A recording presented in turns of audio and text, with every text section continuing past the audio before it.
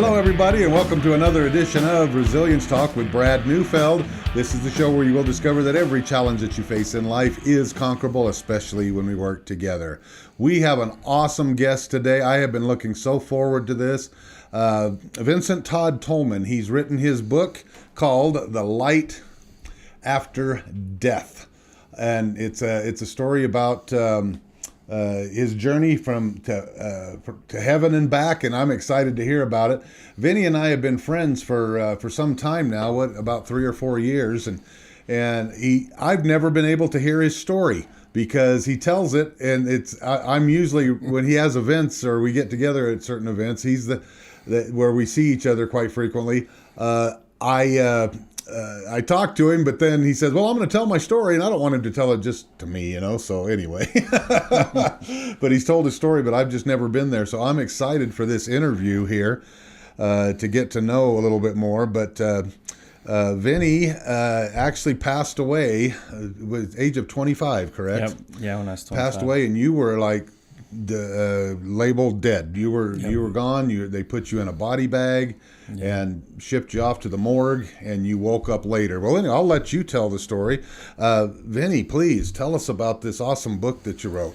Well, when I was 25, I was really big into fitness and bodybuilding and amateur bodybuilding especially.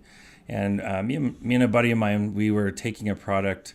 It was technically called Furanone to Hydro, and this product, you could get it at GNC and the different vitamin shops and stuff around town.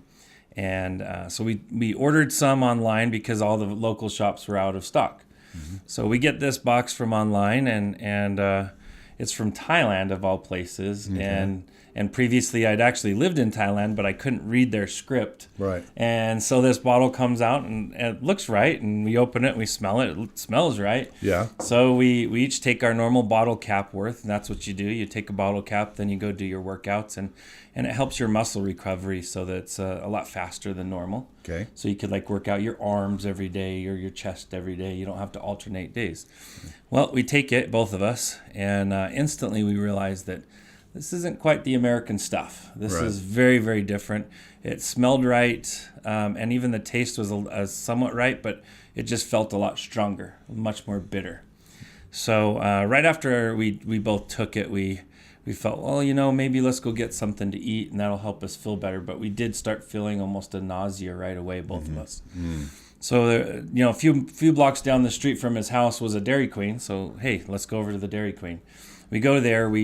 As we're pulling up, my buddy, he was starting to nod off already driving, and I'm like, hey, wake up. Yeah.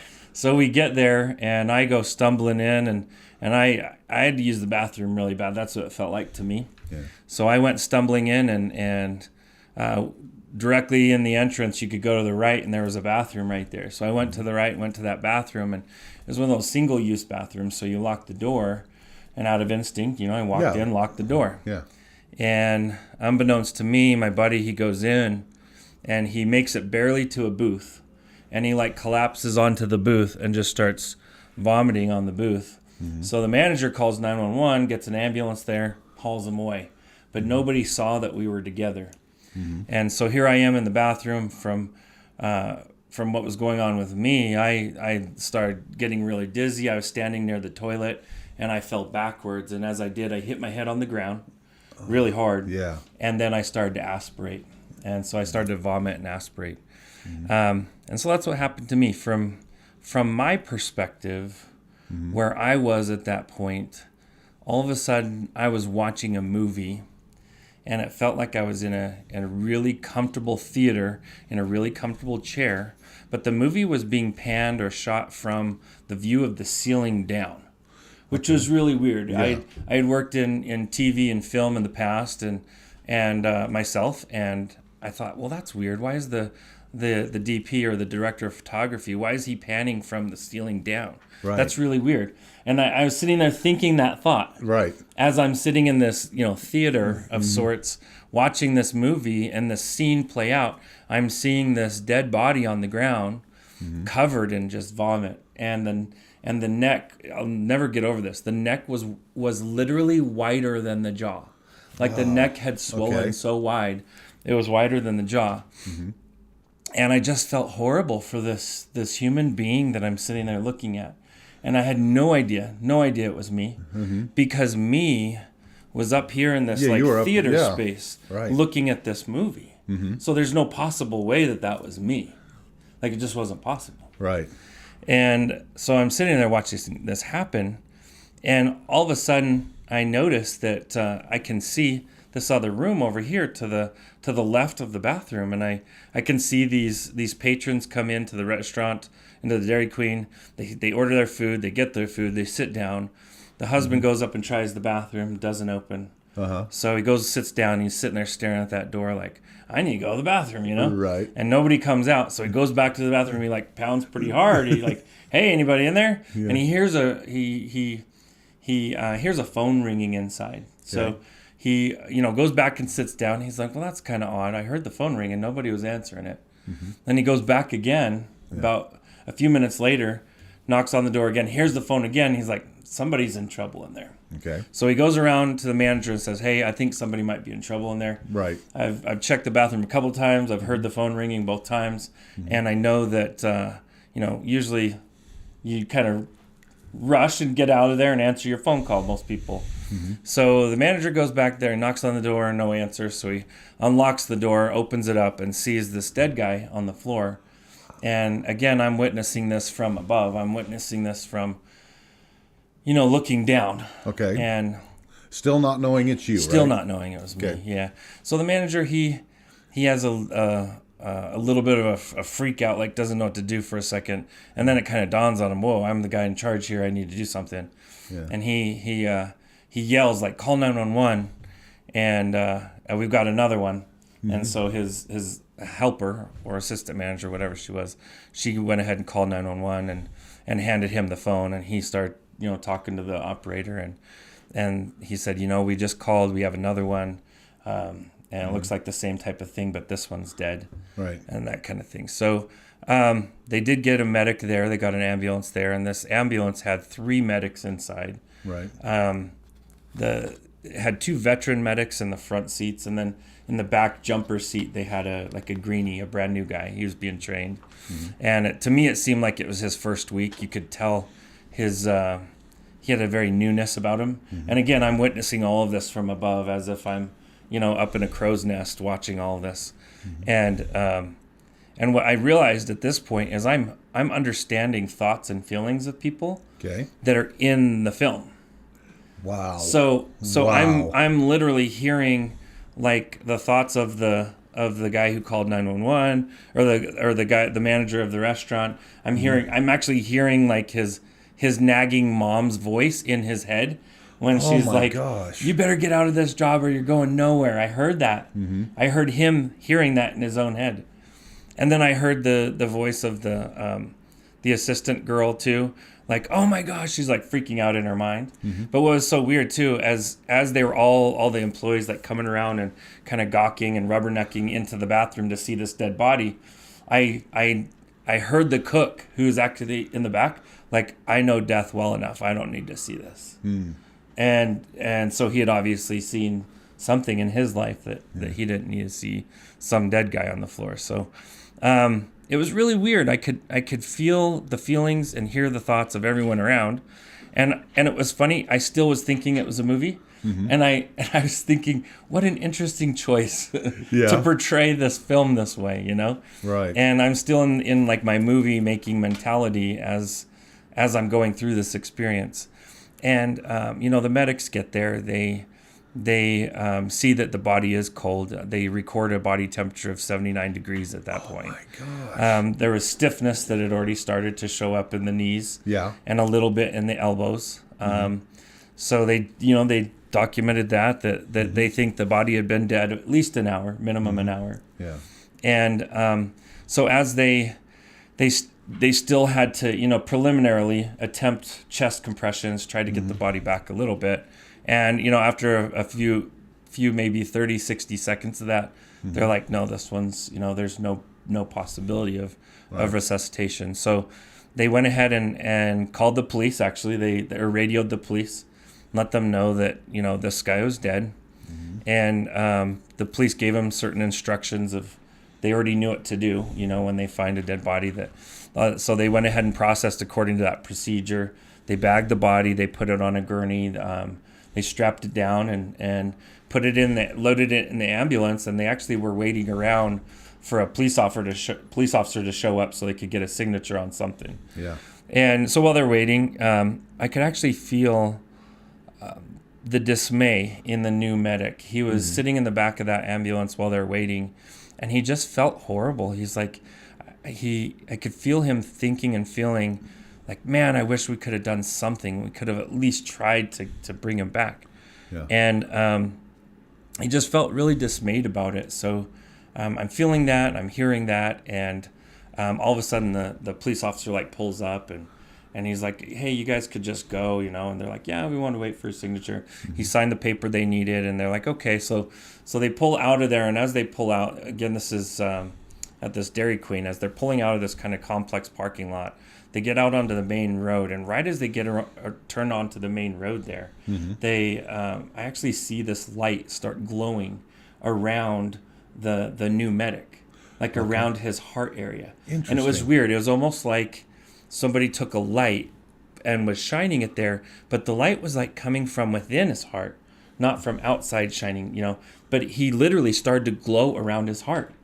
And it was almost as if his dismay or sadness of wanting to save someone had kind of ignited this in him. Yeah. And as he said that, I felt this momentum of something pass over my shoulder where I was, past me and go straight to him. Okay. And right then I heard, "This one's not dead," very loudly.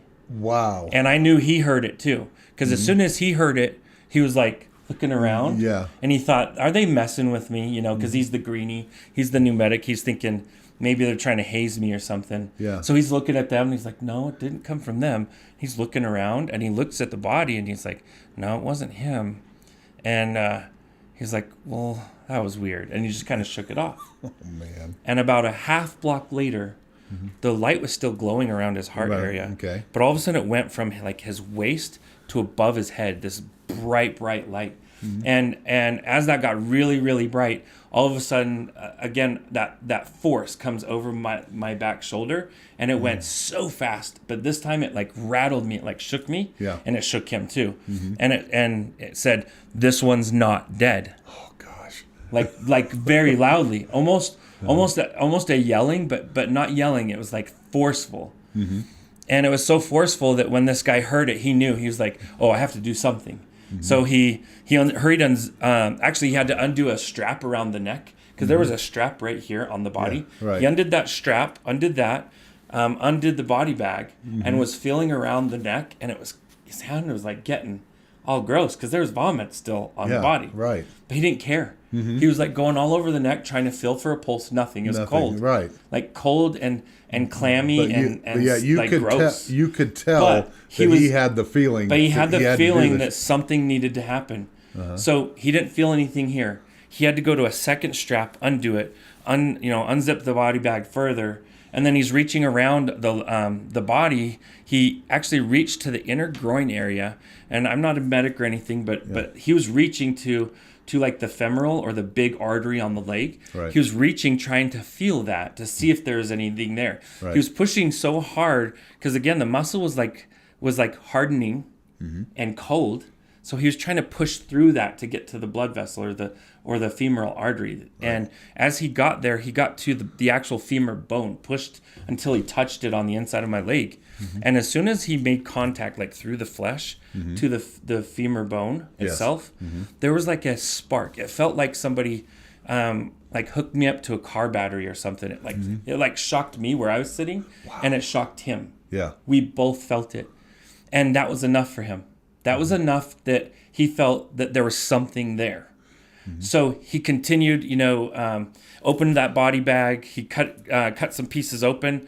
He actually went and did a trach and shoved a tube down and into the mouth, started getting some oxygen in there. Right. Then he hooked up these like diode things to start shocking the heart. Right. So up until he actually shocked the heart, the other two medics weren't aware of what was going on behind them. Okay. They were just kind of in their own conversation, their own world.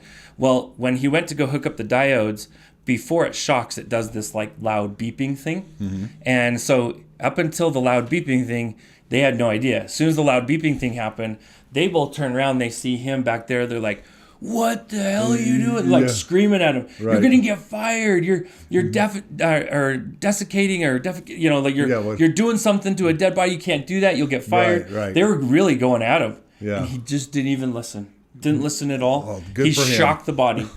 Well, what was weird is, shocked the body, and of course, no heartbeat. Yeah. And the passenger medic, the experienced one, had undid his seatbelt and was coming around to stop him. But by then, he got a second shock off into the body. The second shock, one heartbeat, and then flatlined. But he got a single heartbeat. Right. That slowed the momentum of that other medic. He stopped moving, was like, whoa. He saw that they all heard that single beat. Yeah. So then, that greenie medic again, he's like in this rush, got that third round, that third shock to go. And on the third shock, there was like, did you very, very, very faint, slow, very faint, but still a steady heartbeat. Enough for him to. And that was enough. I mean, the driver of the medic, or the driver of the ambulance at that point was like, he grabbed the radio and he's like, he started rattling off all these codes. And just so happened that all of this happened 1 block away from a hospital. Okay. So even though they weren't going to that hospital, the trajectory or the path that they were going to turn the body in to the medical examiner took them right by a hospital. So they were 1 block from a hospital when the heart started again. Yes. So they were able to get me to a trauma team like that so quick. Within probably 2 minutes from the heart starting, they had a trauma team there ready to meet me. So when I got to, again, for me, from where I am, I'm watching all of this happen, and you're still, like it's a movie. Even though you're still watching it's still disconnected from with your heart. Yeah, even though see that they can sense your heart beating. Yeah, even though I felt that shock, that kind of spark thing, to me still, me was up here and that was down there. So that couldn't be me. That couldn't be, right? So I'm still watching this from above, and they transfer the body. They're cutting the body bag off of the body. They're transferring it onto a hospital gurney for the ER.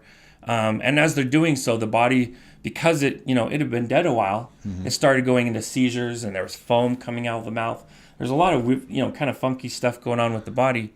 And as that was happening, they knew they needed to work on the body. So the trauma team that was there to meet them, one of the nurses started strapping straps on the body, like putting straps on the arms and on the legs. And she got both legs down first, then got the right arm down. Then she went and strapped the left arm. And me sitting there watching this, I felt like someone was grabbing my arm and pulling it down right here. And I'm like, and I looked down and there was no arm. I looked down and there was nothing there. And then I realized, like, I'm not in my body at that point. I had no idea. Up until this point, I had no idea what I was seeing was me. Right. No idea. Yeah. But as I felt that pulling, I resisted. I literally resisted where my arm should be. Yeah. I was pulling like this. And as I did, I watched the body break the strap. Like the strap that had been on the arm, it broke it. So she ran and grabbed another leg strap and put it on that arm and put it back down. And I felt it go back down. And at that point, it was just like, it was this scary, scary reckoning that I literally felt like, oh my gosh, you're dead. Yeah. That's you. To that point, I had no idea. No idea whatsoever. So, I'm sitting here and I'm thinking, well, what's going on? If that's me and I'm here, then I'm not dead, but I am dead. And so I had all these thoughts, and it was really weird. It almost felt like I was getting smothered by fear. Wow. All these negative thoughts started to come over me, and I started seeing everything bad I ever did in my whole life. And it flashed so fast. And to break it down and say it was like a life review, I wouldn't call it that. Right. Because it was a millisecond. Yeah. It was like a download. It just feeling. downloaded into me like everything bad I ever did. And that fed that fear that was already starting to smother me. And it felt to a point where I felt almost as if my light was about to be put out. And that all this fear and self-loathing and guilt, all this started to smother me so much that as I felt this light was about to go out of me, and I was about to disappear as an existence at all, that this warmth started to warm me on my back. And I felt it.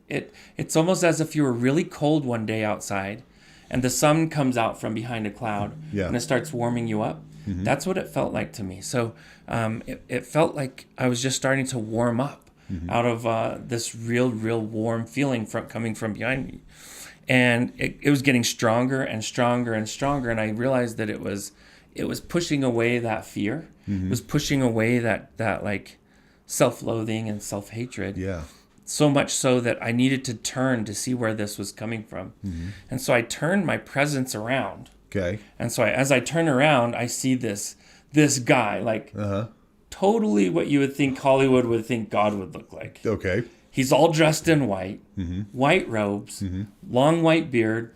He's a white guy. For me, he was, and I'm seeing all this stuff, and I'm like, am I in a movie? And I almost kind of had a little chuckle as I said, "Are you God?"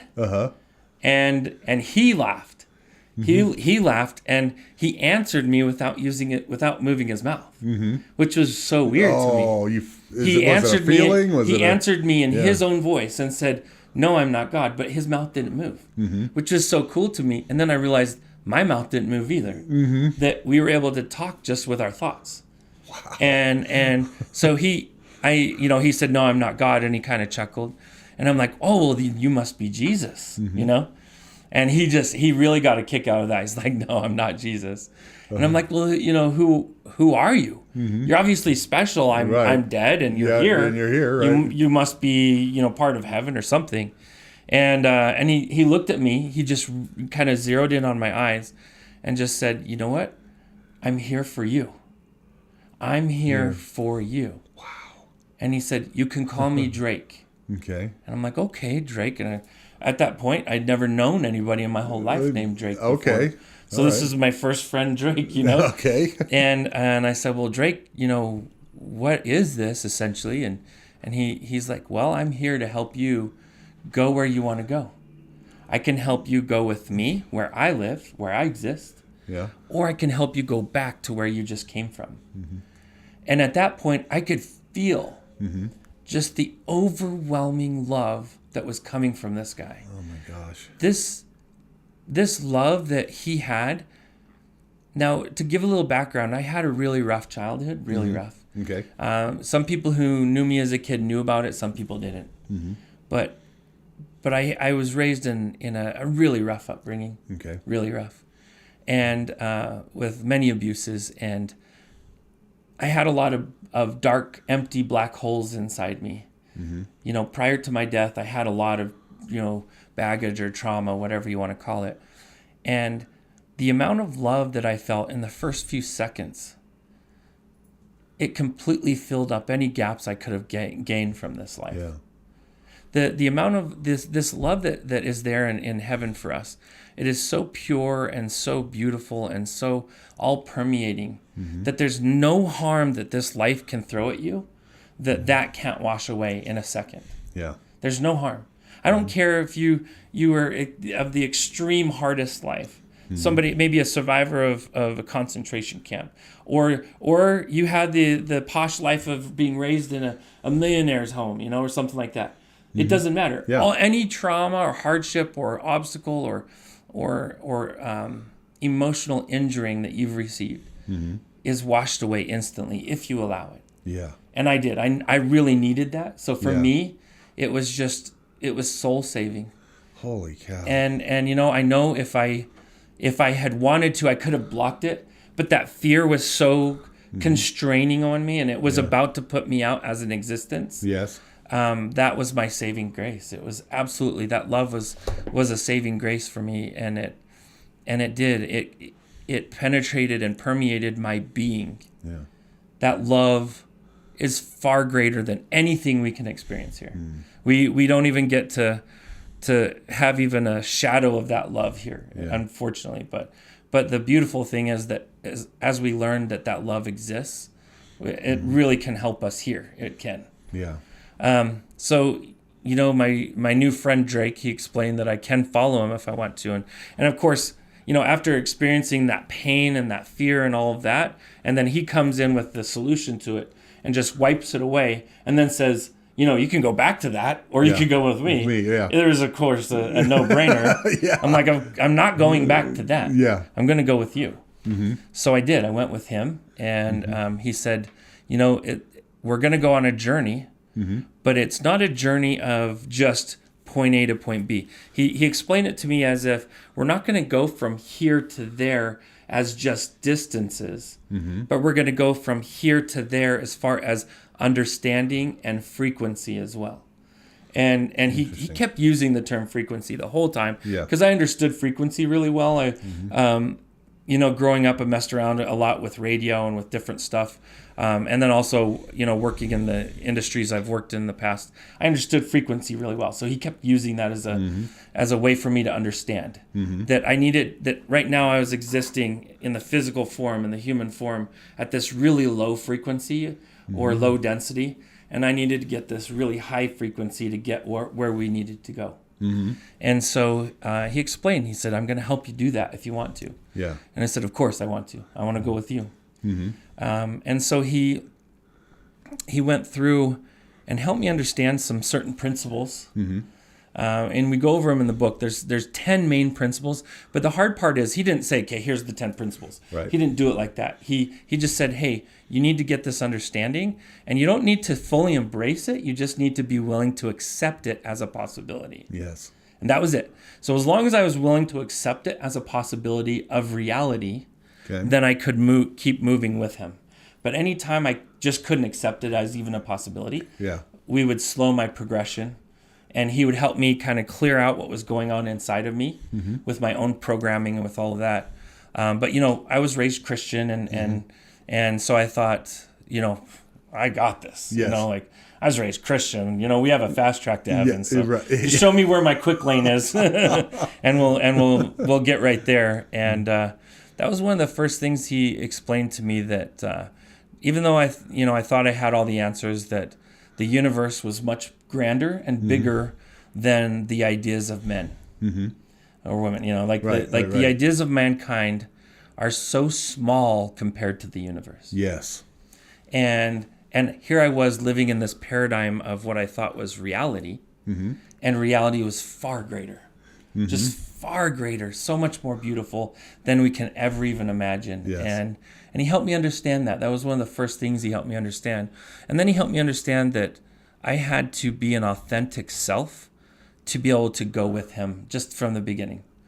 And I said, well, great, that's me. I'm Vinny, and let's go. Yep. And he's like, no, you're not Vinny. Yeah. He's like, because there's a side of you that is Vinny, then there's a side of you that is Todd, which is my middle name. There's a side of you that is Vince and Vincent and all the different versions of me that I've been over my whole life, know. And he helped show me how, so almost like someone who's got multiple personalities, we all do. Yes. We put on a different face when we're at work.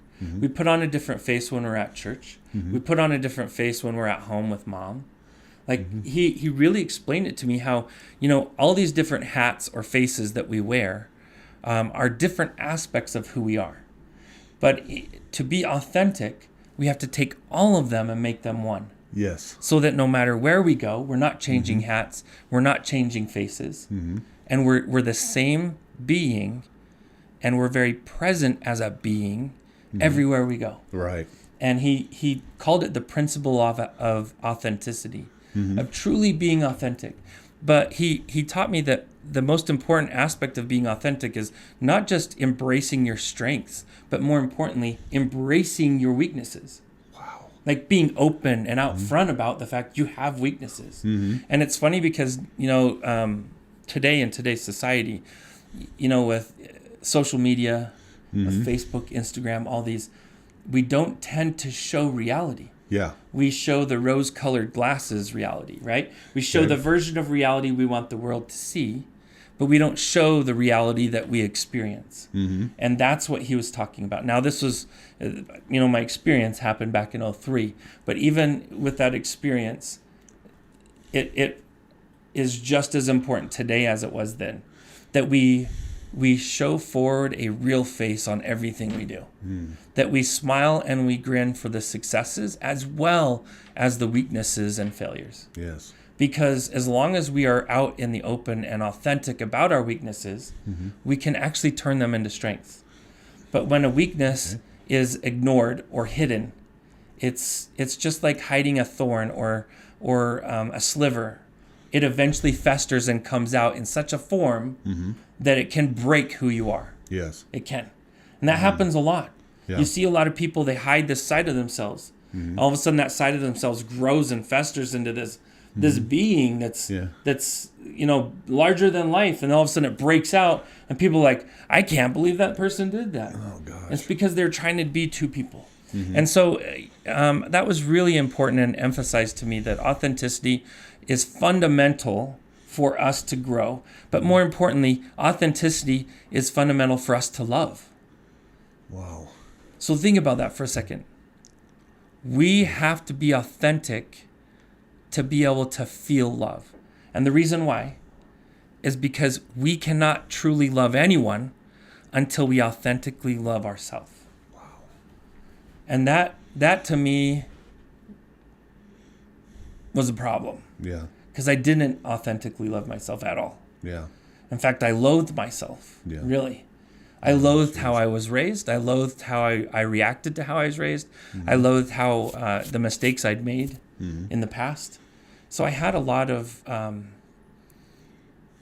shadow work, if you want to call it. I had a lot of things that need to be cleared and brought out in the open with him. And he was able to help me do that. Just again with that all permeating love, that unconditional love that he carried with him. Wow. And so he, that's principle one. Now we've got 9 more principles in there that we were able to break it down to 10 primary principles of what he taught me. Now he taught me more than just that, but that's the gist of it. That's the primary message was these 10 principles. He helped me get through all 10, and he helped me so I literally was able to get to where heaven is. Right. And I saw the Pearly Gate, which what's funny is we think of the Pearly Gate as like this fence, right? Right. That's opalescent or pearlescent, and it's not. The Pearly Gate it's like the rings of Saturn. But instead of being a flat ring like this, it's like a wide band. Oh. And it goes around the whole of heaven. And the heaven is a planet or a space like a planet.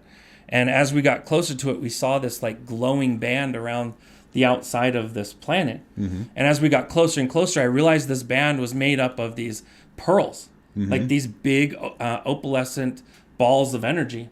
Okay. And my guy Drake, I asked him anytime I had a question, he would just bring my consciousness. He would bring it to the thing so I could learn about it. Yeah. So I asked him, like, what are those? And so he brought me inside one of these pearls. And it was the craziest thing. As we entered the surface of it, it went from all these stars and everything around us to all of a sudden I was in like a white room. And there was this gentleman from probably the early 1900s or late 1800s. He was an Italian guy, and he was cussing out in Italian. And he was just like yelling and going like this and going like this. He's wearing like suspenders with brown trousers and like a white kind of undershirt, like the spaghetti undershirt, the little undershirts. Yeah, the little ones, yeah. And he was wearing one of those, real dirty and old. You could tell he was old world just by the quality of his pants. Just very different than nowadays. Yes. And he's sitting there just going off, and I didn't understand it. So my guide, he helped me see it from his perspective, from the guy's perspective. And in his mind's eye, he was yelling at his son. And he was seeing his son as he's like going like this. And he helped me understand that his son somehow betrayed him that led to his death. Whether it was, he neglected him or he poisoned him or killed him. I don't know. Yeah. I didn't get to see that, and I didn't need to. But what they let me understand with him is that he felt he gave fault for his own death to his son, and he was real upset about it. Wow. So he's just cussing him out. So then I kind of zoomed back or pulled away, and my guide let me see that within this same pod, there was a lady over here doing the same thing towards her daughter in a different energy, but same energy. Like, I can't believe you betrayed me and blah, blah, blah, all this stuff. Yeah. Now, she was speaking English, whereas even though this guy was speaking Italian, I understood every word he was saying. Oh my gosh. But so I'm sitting there seeing these two, older world type people cussing out their own loved ones. And then my guide pulled me back again and let me see that was the frequency of this pearl, of this pearl on this gate. That the frequency of that pearl is like not forgiving your own child. So as we started to pull away a little bit, we stopped, and I could still kind of see inside the pearl, and I could see that the old Italian gentleman, he like got to the end of what he was saying, and he was like, and he took this deep breath, and then he realized he wasn't where he thought he was. He was in this space, and he looked around and was like, what? And as soon as he had that feeling, these two angels, and I mean real angels, Yes. came and were right by his side, and then they were gone. Oh, wow. So they were there the second he was ready to let that energy go and exit him. So he had to wait until he got that negative energy of unforgiveness, until he could get that off of him for him to be able to continue on his progress. So the pearly gate, in essence, is a filter. And it's a filter to keep the spirit or the soul until they can exit that energy. And then the assistants or the angels come and boom, you're able to continue on your progress. Right. And and my guide showed me that if I didn't embrace what I was embracing, I could have been there too, in my own way. Wow. And so that's what the pearly gate is. It's not this fence. Okay. It's an energetic filter of sorts that we don't allow ourselves to get into heaven because we need to exit these negative energies off of us before we can go. And essentially that was what I was seeing. And so then I fully understood it, and he allowed me to continue on my progress, and we made it through the pearly gate, and we could see that this heaven of sorts was a real planet. And we could see that it had trees and mountains, and we actually touched down there, and I got to experience life on this planet. Yeah. It was really amazing.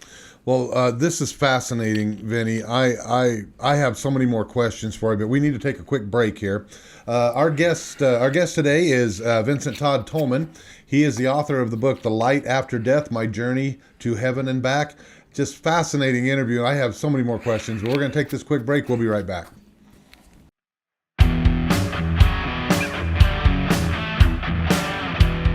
Hello, my friends. This is Brad Neufeld, and I want to thank you for tuning in to the Resilience Talk Network. You can listen to my show, Resilience, every morning, Monday through Friday at 8 a.m. Mountain Standard Time. On my show, we will be discussing what it takes for you to overcome the day-to-day challenges that all of us face in life, as well as some of the devastating ones that may lead us to feelings of hopelessness and despair. It's my goal to provide you with the tools and skills that you need to overcome anything that is thrown your way.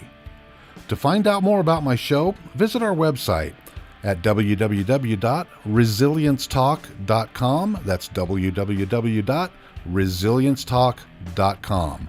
And as always, until we meet again, go for everything that you want in life and make it happen.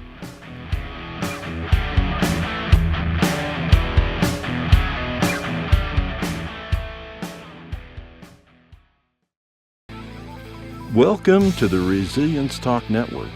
My name is Jay Walter, and I'm the host of Rebuilding, heard every weekday night from 6 to 7 p.m. You can listen in and learn how to face your fears, overcome obstacles, and make dreams a reality. So listen every weekday night from 6 to 7 p.m. right here on the Resilience Talk Network.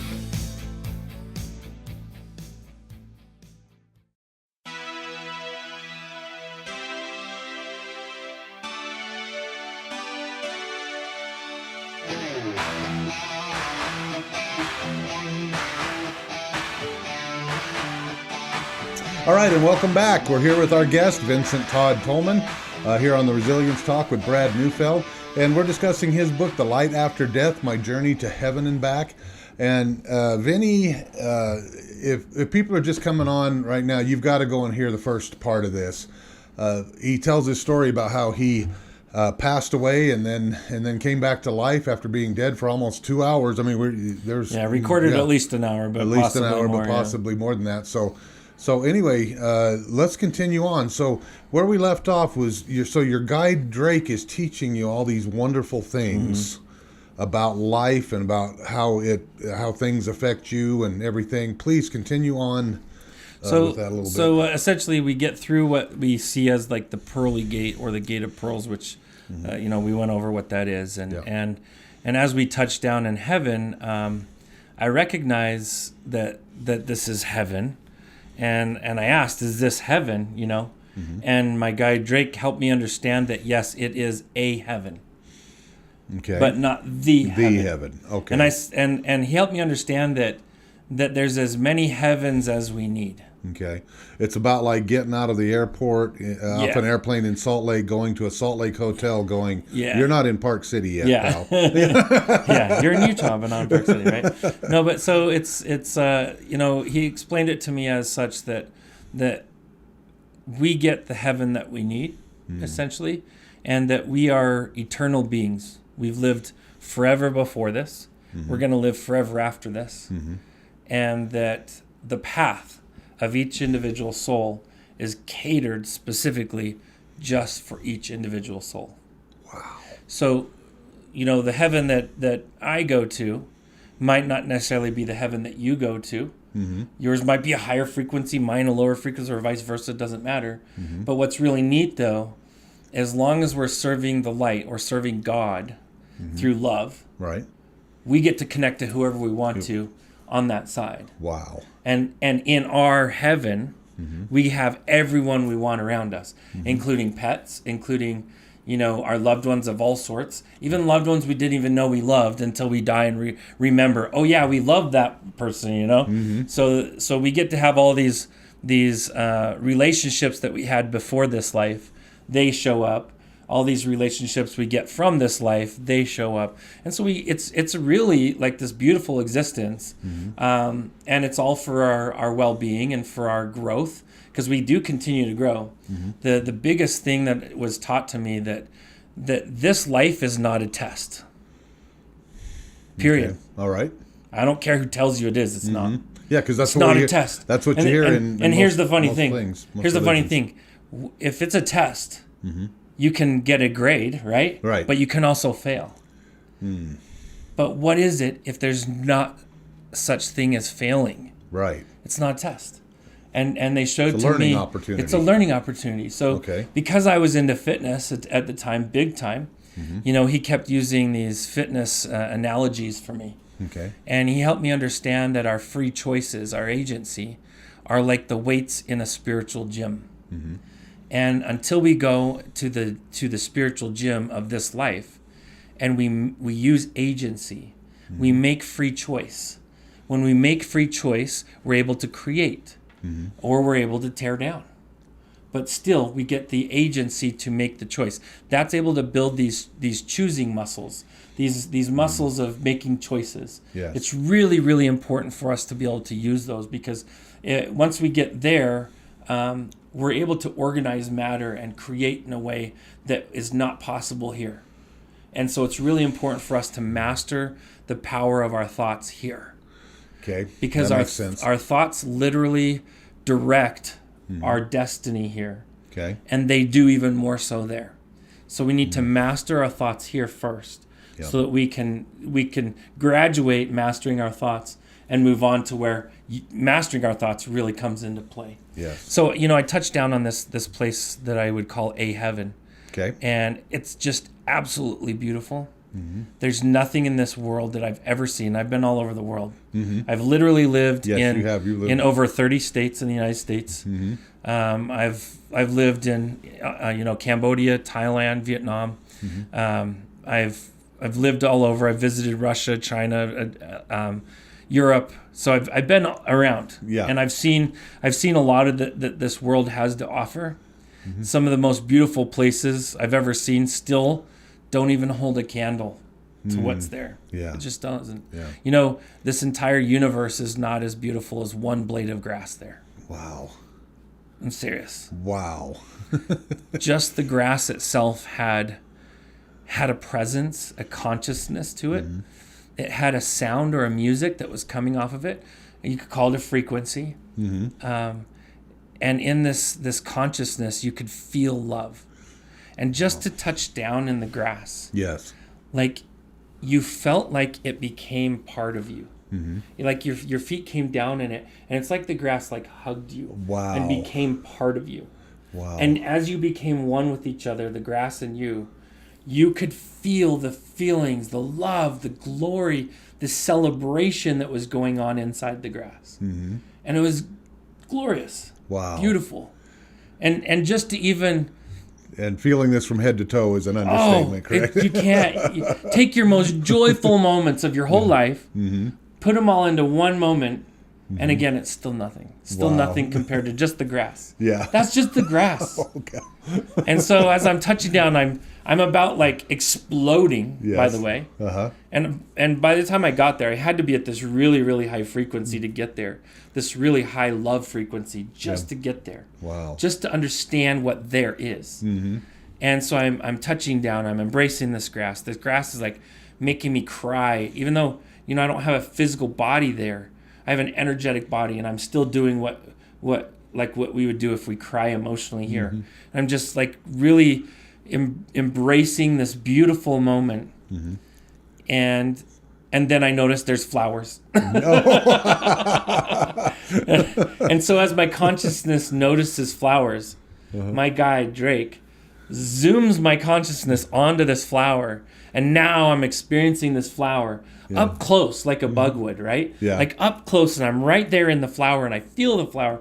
I can taste the flower. It has a flavor and a smell, and just it has another frequency or music coming out of it. And now all of a sudden I can hear the frequency of the grass and the flower, and it's melting me. It's Wow. making me cry again. Wow.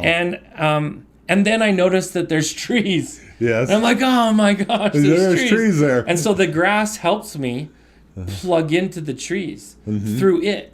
Yeah. So now all of a sudden my consciousness is understanding the trees. And then I saw that so as I'm seeing all this going on, Drake like points out to me, he's like, if you think the plants are beautiful, you should see the water. And then I realized that there's this little tiny stream, this like little creek, and it's going over to my left there, and it like dumps into this really big like pond or lake that's off in a distance. But then my consciousness is put right next to the side of the little creek, and the creek water comes out and goes and starts embracing me, starts going up my leg and up to my being. Yeah. And what's really neat though is I wasn't getting wet. Oh. So wow. you didn't feel wet, but yet you felt this cooling, loving, healing. The amount of healing that this water does just by touching you is tremendous. Yeah. I literally came back a different person Yes. because of this experience. Because of what happened there in these moments, I let go of certain traumas that I can't get back, Right. that are gone forever, eternally for me. Oh, that must feel Because tremendous. it was cleansed. It was cleansed off me in that moment. And I'm sitting there just beside myself. I can barely contain my emotions as I'm experiencing these amazing, beautiful things. And then I notice a building. And me, my background, even though I worked a lot of TV and film in my background, I worked even way more construction. Yes. And so construction is my primary background. And I see this building, and I'm right from the get-go amazed. It's about 5 stories tall, and it's made out of one block of marble. the entire building. Wow. And I can see it, and not only do I see it, I know it. Yeah. And I don't understand how I know it. Yeah. But then I actually can feel that I'm plugging in, again, through the grass, through the trees, through all of creation there. I'm plugging into the consciousness of this building. Okay. And I understand that this building loves God. Okay. And this building lovingly opens up and creates rooms and creates space for whatever God's creations want or need. Wow. And it's really a beautiful thing. I see this building, and there's very little windows, but I can see things going on inside each of the rooms because the walls are almost opalescent in certain parts. Okay. And you can see the light coming through. And you can see some rooms are really bright, other rooms are bright, but others are really bright. Right. And all of a sudden, on one end of the building, I see this just opening form, and people walk out, and then it completely seals itself again like liquid. And I asked my guide, Drake, what is that? Like, how did that happen? Because coming from construction, and physics, how does that happen? Yeah. And he says that the matter reorganizes itself out of love to those who want to leave. They're able to leave, and then it's sealed again. There's no need for doors. Okay. So as long as you can match the frequency of the room, the wall opens up and you just become part of the room. Wow. But it was really an amazing experience. But at this moment, though, I realized that I was experiencing this heaven over here, and he helped me understand that there's a whole nother heaven just adjacent to where this heaven is. Okay. And I'm like, well, that's weird. Why did you show me that there's this adjacent heaven? And he showed me, he brought my consciousness, boom, we're right there at this other heaven. And I look around, and there's a lot of good Christians and a lot of good people I know. Yeah. And I'm like, why aren't these people in the good heaven? Right. And he's like, they're both good heavens. Yeah. But that one is distanced from God. And I'm like, Okay. why? And I'm like, but they made it through the Pearly Gate. Right. Why are they distanced from God? Yeah. And he said that they themselves choose to distance themselves from God because they don't believe that Muslims or Hindus or Jews should be in heaven. Oh gosh. So they're good people, But because of their own judgmental prejudice nature. prevents them from getting to this heaven. Oh my gosh. But what's cool though is God, being the loving God that God is, God created this adjacent heaven for them. Yeah. So they get to have their own heaven, but within their own heaven, there is none of these other cultures. Right. But the sad side is they don't get that extra connection to God. Right. Because where God is all of his All creations. of it. Yeah. All creations. And so that was one of the principles I had to actually abandon earlier just to even get there was prejudice. And, I was raised in a family where my two oldest sisters were adopted from Korea. So I actually identified better with them than I did with my blood siblings growing up. Okay. And there was no debate in that. That's just how it was. We just, us three kind of connected better than the other two, even though we loved each other, the other two, but I really connected with them, my older sisters. And at one point for over a year, I thought I was adopted. Yeah. As a joke. I was told I was adopted, and I believed it for a year. Yes. But I'll tell you, I didn't think I had any prejudice whatsoever. But what I didn't realize that even someone who didn't have any quote unquote prejudice, I still would walk around life with my label sheet and put labels on things as, they're going to go to hell. Yeah. Druggie. Yeah. Put that on them. Scammer. Put that on them, Yeah. And I was going around putting labels on things, Yeah. and it wasn't my right to do so. So Right. that was part of my progress to even get there. I had to abandon all prejudice. And that's something that most of us don't think we have, but we do. It's actually brought into us by not just our culture or environment that we're raised in, which that's very fundamental in any prejudice that we have. Absolutely. But it actually comes from our inheritance too. So we actually inherit prejudice from our ancestors, even though we might not be prejudiced, but great-great-grandpa was, and genetically, we actually inherit that in the physical body. Now we can deal with it and exit that out of us Yeah, here. because we It's always our have choice, a choice, right? We can, the cycle can end with us, but it does come into the physical body, which inherently affects the spirit body. Yeah. Right. So, I'm sitting here and I'm having this whole experience. I'm just in awe and glory of heaven in this building, and it's portrayed to me that it's like a school. It's a place of learning that we get to go to when we die. If we want to continue to learn, we can go to this special place and learn whatever we want to learn. Okay.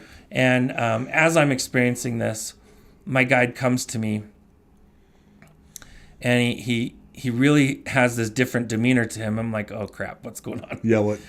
And he goes, Vinny, this is going to be really hard, but it's going to be worth it.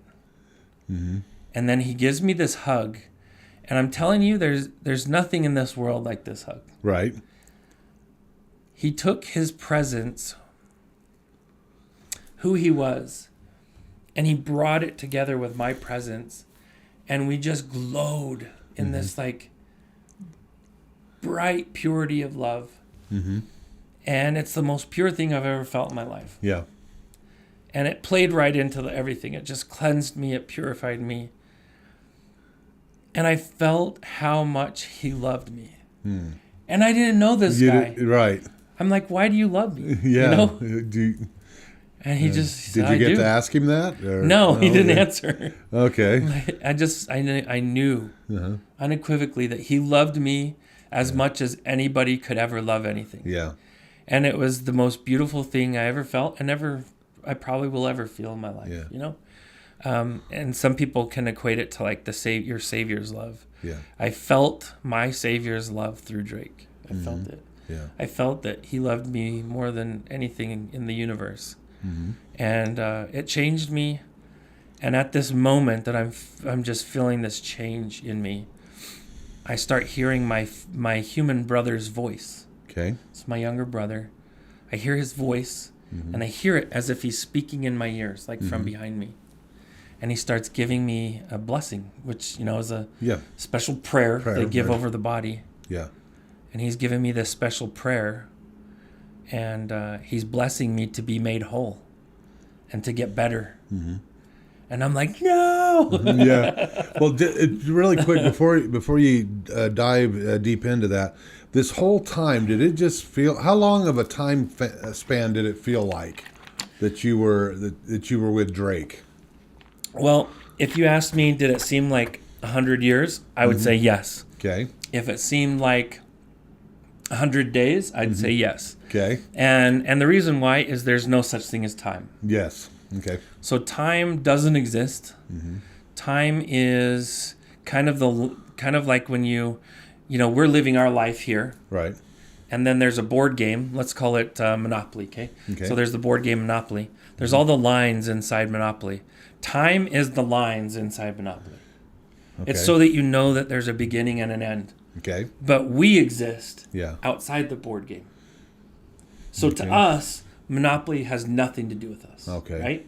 Okay. That game has nothing to do with us. But yet, we can step down and play the game and play within the rules and use those lines on the board to allow us to know when there's a beginning and when there's an end. Yeah, because I always like collecting my $200 after exactly, I right? Except for when I land on that stupid square that says you don't get it. So that's what time is. So time is the rules to the board game. Time is the lines on the board game. Okay. Does it matter to our real existence? Not at all. Not at all. There's no such thing as time. Okay. It's all happening now. God. So all of creation, from the beginning, from eons ago, trillions of years ago, till now, is all now. Okay. And so, officially, I was brain dead for 3 days. All right. So during those 3 days that I was brain dead in a coma, I was in heaven. I was having my travel, my experience. So in the real world sense of things, I was there for 3 days.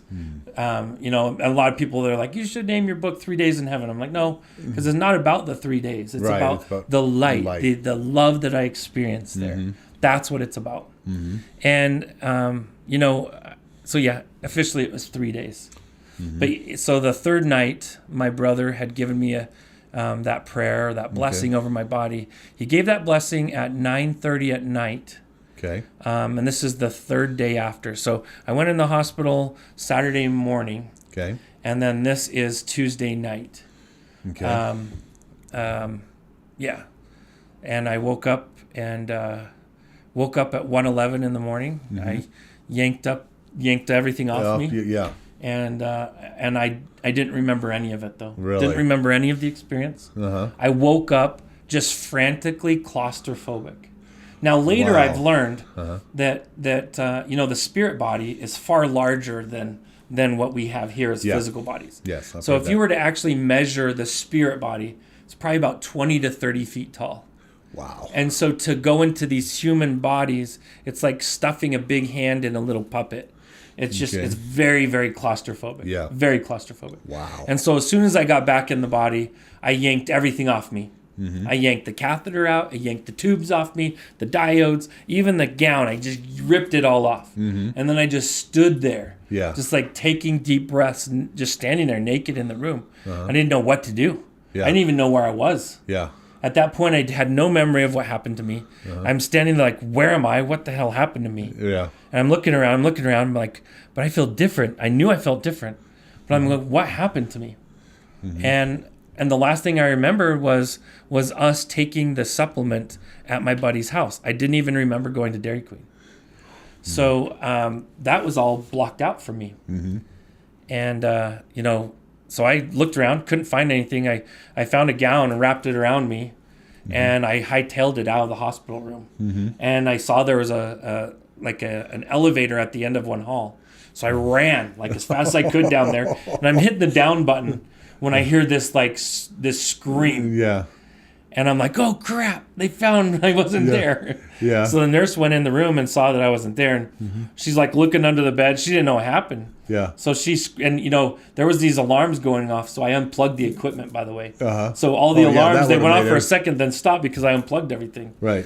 And so here I am sitting there pushing the button. She screams. She yells for another nurse. So the other nurse comes running in. She screams. And then they both come out of the room and look both directions. They looked away from me. Then they both turned down and looked at me. And I'm standing there with this hospital gown wrapped around my midsection. I'm pushes the button. I'm like, hi. And they both just screeched. So, and it was a little freaky. Yeah, I bet it was. They just at the top of their lungs screamed. And then I knew I was made, that I had to come back to my room. So they came and got me. They got a security guard. They brought me back to my room. Yeah. He stayed there and made sure I wasn't going to leave. Yeah. I told him I wanted to go home. I was fine. I told him I was fine. Yep. And but he didn't believe you. So obviously. from about 1:11 in the morning until about 7 a.m., about 7 a.m., I was filling out paperwork and meeting with neurologists, cardiologists,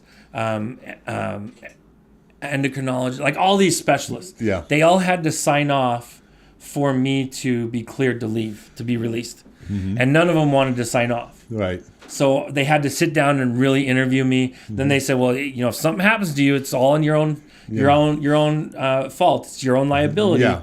And I'm like, I know. Yeah, Give me whatever I need to sign. I need to get out of here. AMA. I need to go home.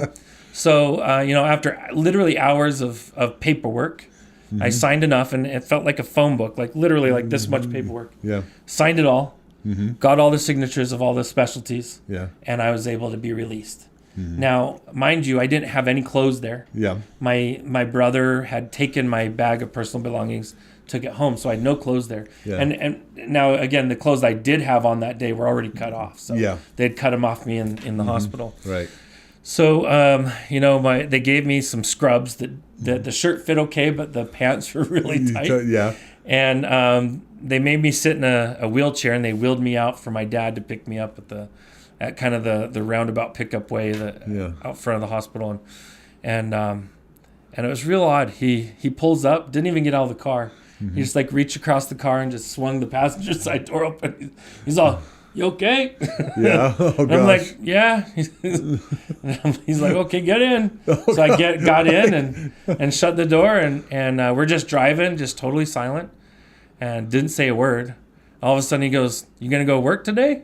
I'm like, no, I think I'm going to take today off. I was going to say, you just came back from death. Then he doesn't say anything. And another few miles, he just says, you going to work tomorrow? And I'm like, yeah, I'll probably work tomorrow. Okay, then. That was it. Oh, gosh. That was it. That was the whole conversation. And so he dropped me off at home. Then he went off to work, and I I felt such claustrophobia. The first thing I did was put on some jogging shoes and went jogging. That was the only thing that made me feel better. Yeah. Was to go out and just move, And so I did. I just ran until I was just exhausted. And then finally came home and took a really good long nap. But that was the beginning of me coming back. Now, a few days later, I came back on a Tuesday morning, and I ended up working Wednesday for work, and then that Friday, my sister took me out to dinner, and she invited everyone who was in town out to this Wingers restaurant. Right. We go to this Wingers, and we're all sitting down eating, and out of nowhere, my sister's like, "Hey, come here." And I'm like, okay. So she kind of pulls me off to the side. These winger restaurants, they're like these little diners. And she pulled me to this dark corner, and she kind of corners me. She's like, you were dead, right? Yeah. And I go, yeah. That's why everybody tells me I was dead. Yeah.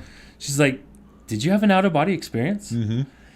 My mouth went to say no. Oh, wow. But what started coming out of me was my whole experience. Nice. But what's so weird about it is it's as if I had to be asked that for the door to open up, and for all of a sudden, so literally as I'm telling it to her, I'm bawling.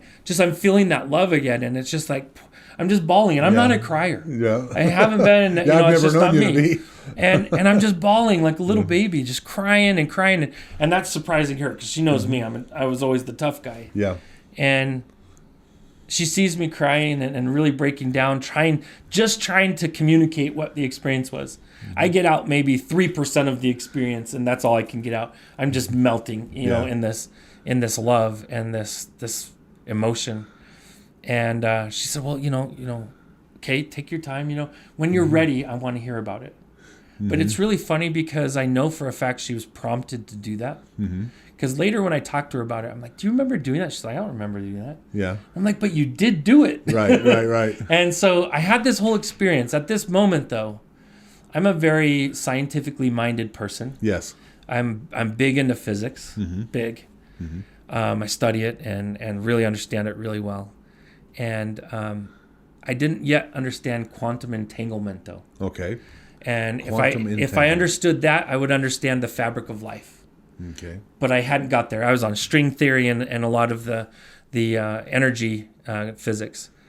And so as I'm understanding my whole experience, I'm also thinking I'm crazy. And I sit down and meet with a couple of doctors, a psychologist and a psychiatrist. One referred me to the other. Both of them didn't want to deal with me. Yeah. Because I had this whole experience and I was being very honest with them. I thought that's what I need to do. I need to be very honest with them, tell them everything that happened to me. The first one, he's like, nope, this isn't my field. You got to go to the other guy. Yeah. And I always get the two fields mixed up, but whatever. Yeah. So I go to the other guy that he's supposed to be able to deal with me. And I sit down with him and I tell him everything that's going on. And he comes back at me with, well, Vinny, let me explain something to you about your brain. Okay. Whenever your brain is missing some scenes in its play, it will just fill in the gaps with your imagination. Okay. And so I'm like, so you're saying that my whole experience was my imagination? And he's like, yes. Oh gosh. And so I'm thinking that, okay, he must be right. And he's like, I'm going to give you some prescriptions. All right. I give these prescriptions to people that hear voices and this kind of thing.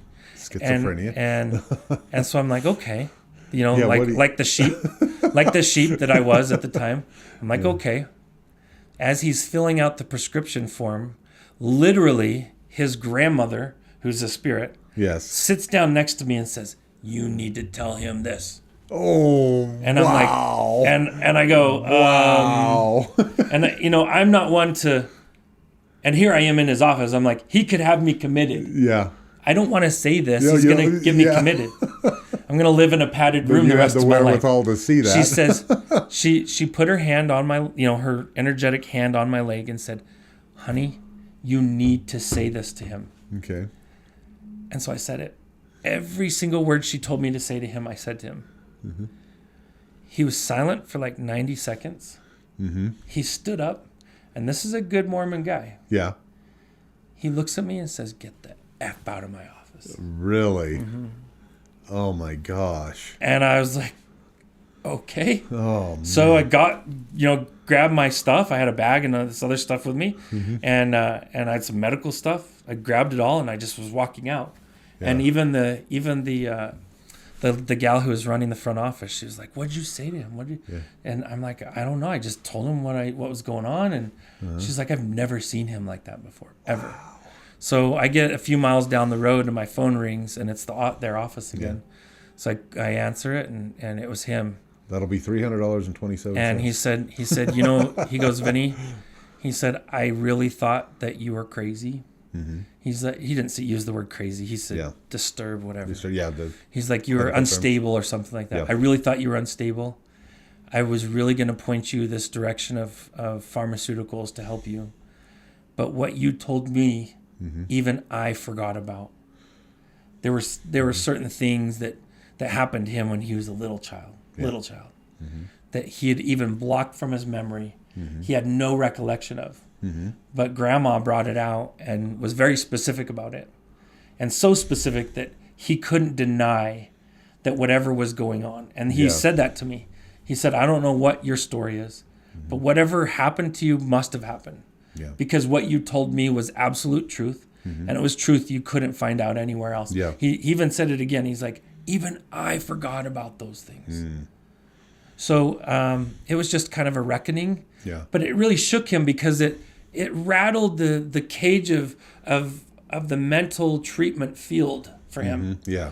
Because here he thought I was a categorical, schizophrenic or whatever he was classifying me as. And he was going to give me prescription A, B, and C because that's what you do with these people. Right? But it turns out that what I was hearing was truth. Yes. And that changed everything for him. So he did say, he said, "I want to respectfully apologize. I shouldn't have raised my voice like that." But he said, "You scared me." Oh, wow. And he said, "I can't do anything for you myself. Yeah. But please, if you need more help, here's a guy to call." And he gave me a phone number. I never did call the guy, though. Yeah. I knew from that, it was very evident just needed the validation that I didn't need to go any further. Yeah. Right. So that was my first validation that what I was experiencing was real. Yes. And not just a delusion. And, fast forward a few months later, I was really suicidal after I came back, really suicidal.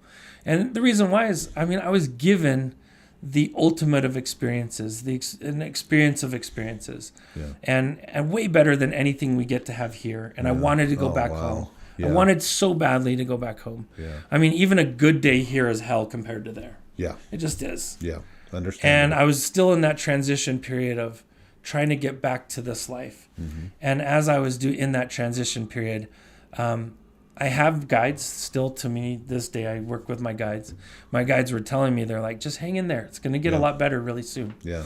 And right after that, I met this girl, and she, I met her at a friend's house.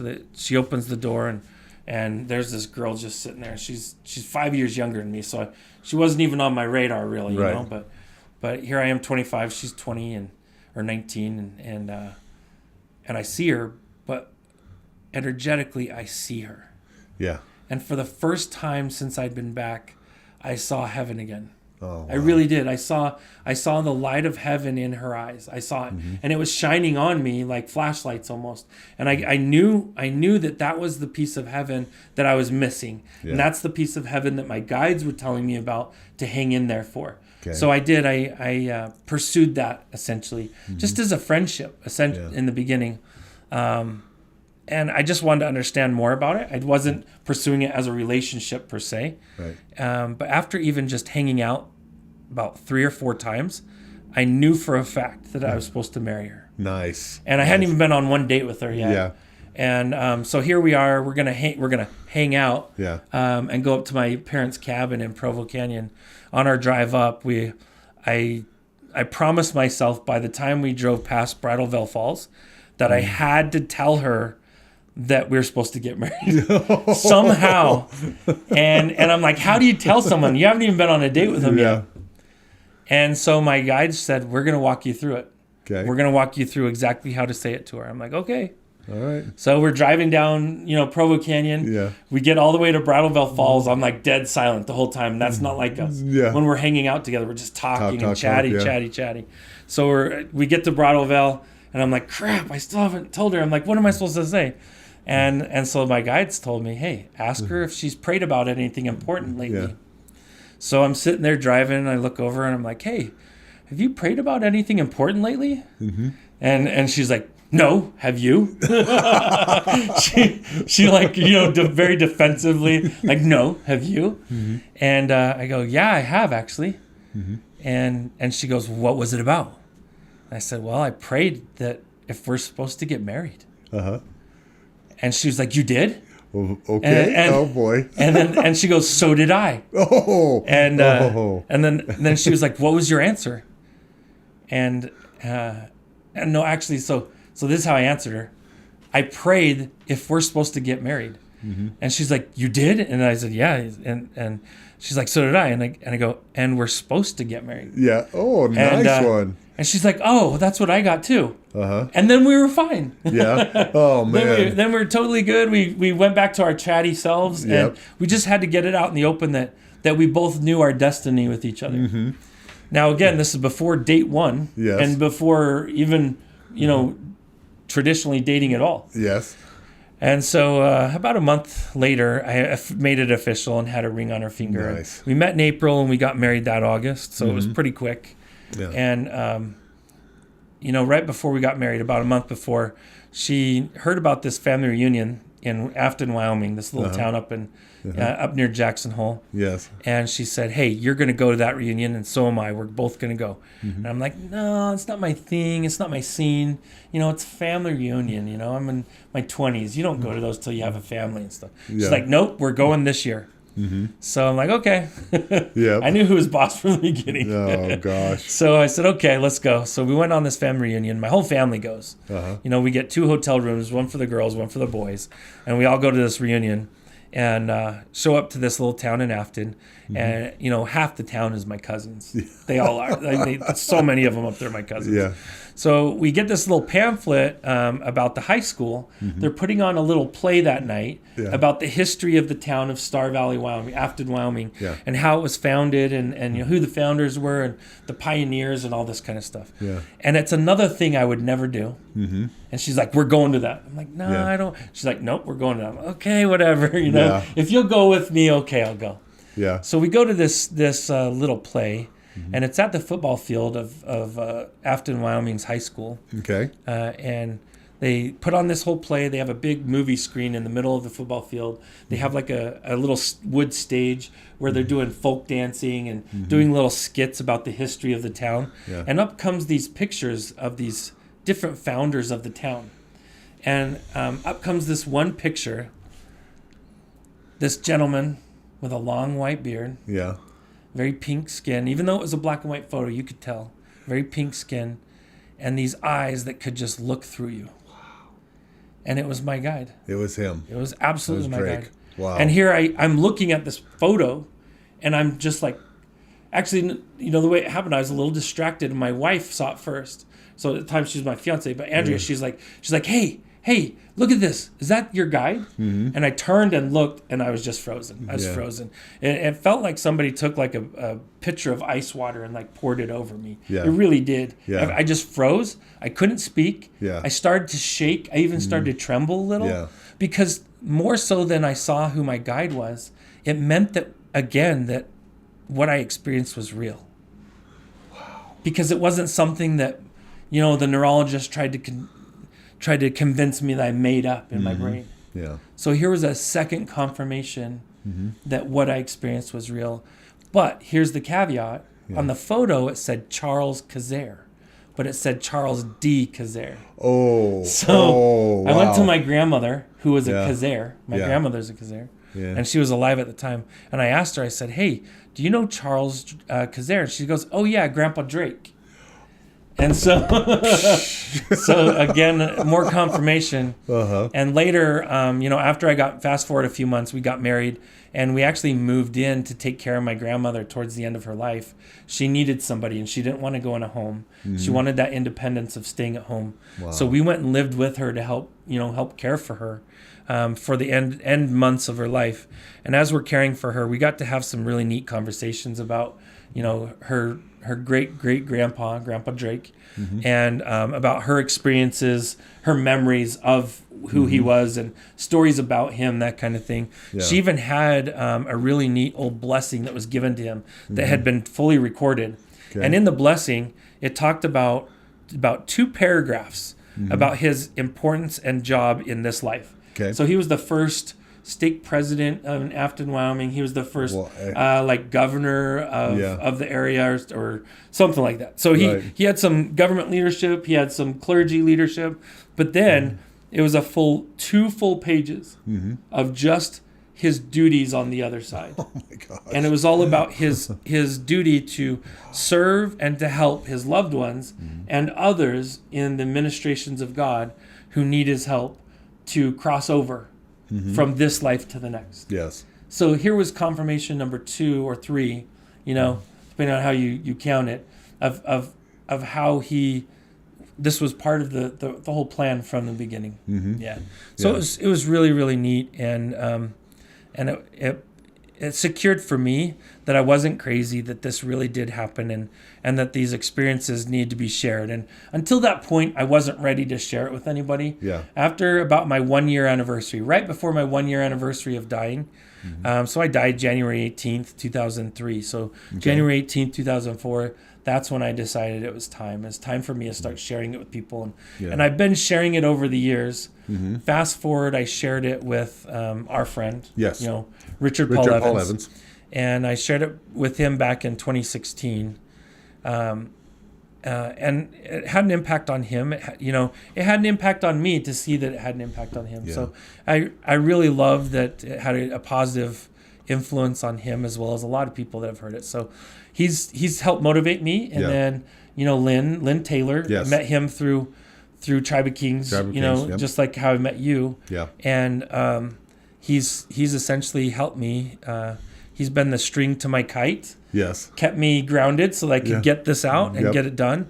And he's been kind of a babysitter of times and a guide of times to help me get it done. So together we've accomplished this and got the whole story out there in the book. All right. Well, let's take one more quick break. Okay.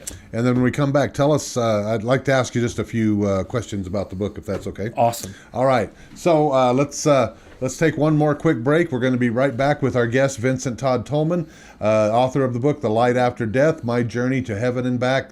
Fascinating stuff. But we'll be right back, and we'll tell you how you can get a copy of it as well. Do you know someone who's gambling with death due to an addiction? Do you know someone whose life is being turned upside down due to a loved one that's battling with addiction? Hi, I'm Al Richards. I am the host of the Other Side of Addiction podcast. I started the podcast due to my wife's battle with alcohol. Let's just say I became addicted to her addiction. Our podcast is helping people understand a little more about those who have battled addiction and those who are hurting from their addiction. Through raw vulnerability, we share stories that help uncover the root causes of addiction. Shame felt on both sides, matter of the conscious and subconscious mind, continued beliefs, and often confusing paths of recovery.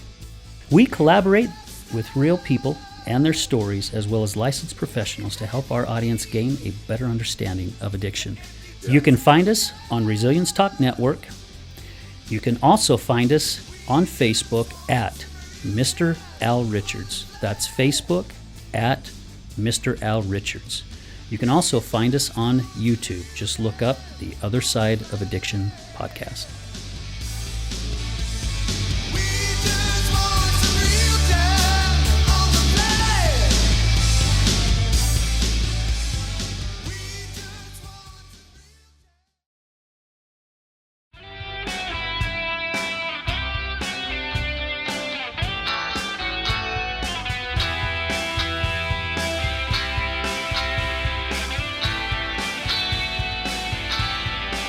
All right, welcome back. We're back with the author, Vincent Todd Tolman. His book, A Light After Death, My Journey to Heaven and Back. As a matter of fact, here's a nice little picture of it right here.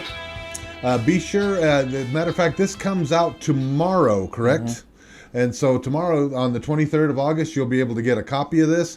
And I can't wait to read it. I just can't wait. So, Vinny, tell me just a little bit about, okay, so you said like in 2016, 2018, maybe somewhere in there, somebody told you need to write a book, or had people been telling you that all along? So it started out that I would share my experience with like church groups, mm-hmm. and I would speak at certain firesides and that kind of thing. Yeah. I've even spoken at like a Lutheran church up in Reno. I've spoken at a few different churches about it. Yeah. And every single time I've shared it, people have said, "Hey, you need to make it into a book. You need to make it into a book." So, mm-hmm. Kind of the form of thought is, I do need to make it into a book. And I became a little bit more serious about it as of 2012. Mm-hmm. I felt the drive myself that I needed to start making that happen. So I actually started attempting writing it myself, and I started probably 10 or 11 times myself. But each time it just didn't feel like I was doing it justice. I would get the story down, but for some reason, I'm not the most descriptive person when it comes to writing. And so I wasn't as descriptive as I needed to be. And I needed the help of someone who had not experienced it to ask all the right questions. Okay. And that's where Lynn came in. Lynn was a heaven send. I talk about having my guides. I speak to my guides daily for everything. Yeah. And I've asked many, many times, hey, is this person supposed to help me write my book? Yes. And I always got a no for thousands of people. I'm not kidding. Thousands of people. Mm-hmm. And one day I'm up at the ranch, at Kings or Timepiece Ranch. Yeah. Just having some fun with some other writers, and we're all trying to do a book, all of us. And Lynn gets next to me, and we start doing this writing exercise together. Mm-hmm. And my guides say, they're like, hey, look how amazing he is at writing. And I'm like, he would be a real good writer. Yeah. And they're like, yeah, he would. Yeah. And like nudge, nudge, wink, wink, Yeah. And I'm like, well, does that mean he's supposed to be my writer? Is he supposed to help me? Mm-hmm. And without even a question, they're like, yes. Mm-hmm. And to me, it was weird because I'd asked so many times, and it was always no matter who I asked. Yeah. But to get a yes, and I was kind of nudged into it, it really flabbergasted me. But I've learned when Spirit tells me something, I need to act on it right away. Yeah. So literally right then I go, hey, Lynn, come here. Yeah, come here. Right. This is going to sound weird. Uh-huh. But Spirit tells me you're supposed to help me write my book. And he's like, okay. Okay. That's Lynn. That's how it began. I know Lynn Taylor. So. And I'll tell you what, and what's really neat though is he's very logic and scientific minded. And Lynn himself is used to be a fighter pilot in the Air Force and has been a dutiful... Flew an A-10 Warthog. An A-10 Warthog, yeah. So he was, one of the saviors of sorts, and just an amazing person himself, but not so lofty and spiritual as far as letting his mind float up in the clouds of the sky. But what's really neat, though, is through his groundedness... and my experience, it comes together perfectly in the book. Yeah. And he was really able to get the right descriptions out of me and ask the right questions. And I can tell you, the book that we wrote together was absolutely amazing. Yes. But not just that, to a whole nother level. We had Sydney Miner, which she's an amazing editor herself. She used to be one of the vice presidents of Simon & Schuster, and she did the editing for us. Okay. And I'll tell you, she made it even better. She really did. So it took a third disconnected party to ask even more questions, who didn't know about this story. So I really credit her, like I do with Lynn, that, the story it's done justice in here. I really feel it has been done the right justice and given the right descriptions to get it out there. Yeah. Yes. And I feel the piece of it too when we completed it together with and on getting the final edit with Sydney. It was just absolutely amazing. Yeah. Oh, fantastic. And the 10 things that your guide Drake talked to you about, are those here in the book then? They are. They're right here. In fact, if you want, I'll do you a little showcase here. Alrighty. It's pretty awesome that it's quite simple, and you wouldn't think it's so complicated, but we tend to complicate things as humans. We Yeah, just and do. I tell people that in our audience all the time. Simple is good, you know. Yeah, simple, it is. Yeah, when you can, it's just things have been happening in our lives right now that have turned into chaos. But if you just take a moment and pause and go backwards and look at, what it is that caused the thing, you can always go, you know what, I don't want to do that anymore, and you stop that action, and then the reaction stop too. So anyway, kind of good, but. So we have it at the very front of the book. Here it is. Okay. So I'll just read the 10 primary principles. We talked about being authentic. We did really, kind of expel on that or expound on that, I should say. So being authentic is number one. Understand the purpose of life. We did that a little bit. How life is not a test. Life is a school. Life is a gym, a spiritual gym. And then love everyone.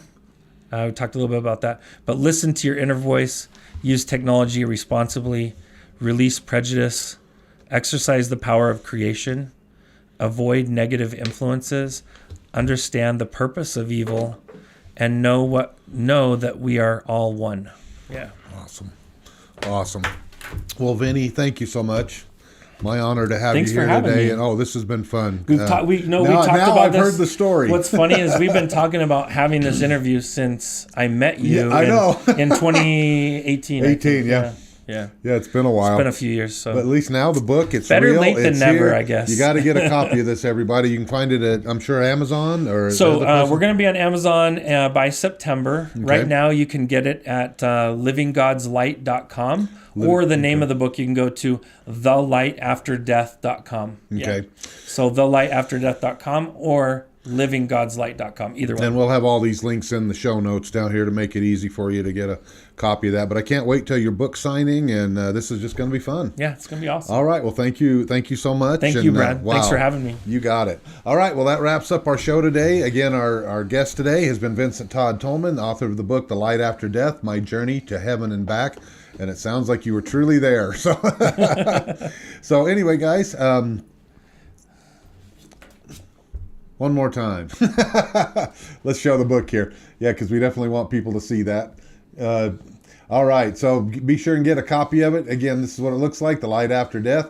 And so anyway, I'd like to thank everybody for listening today. If you'd like to find out more about our Join the Resilience movement, you can find that as well on our website at resiliencetalknetwork.com. That's resiliencetalknetwork.com. And if you would like to be on our show and be interviewed and share your story, that's what it's all about. Resilience is everything, especially with us human beings. We need to work together and share each other's stories. And so you can get a hold of me directly, either through email at info@resiliencetalk.com, info@resiliencetalk.com, or call me directly at area code 435-830-6945. Once again, 435-830-6945. But until we meet again, go for everything that you want in life and make it happen.